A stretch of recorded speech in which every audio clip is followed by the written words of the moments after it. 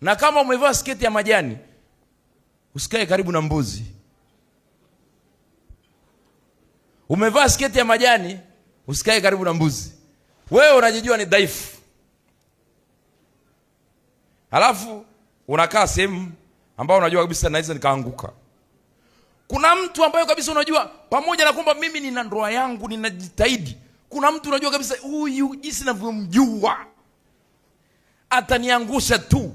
Pengine ushawahi kuanguka, lakini wewe umevaa sketi ya majani na mbuzi yuko hapo, unakaa karibu.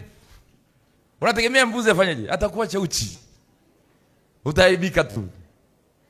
Umebeba mkia wenye manyoya, unapita karibu ya moto, utaungua.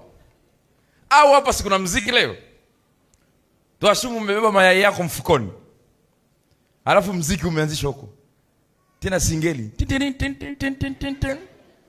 wewe unaruka zako tu woyo, wakati mayai yako mfukoni yatapasuka. Tulia.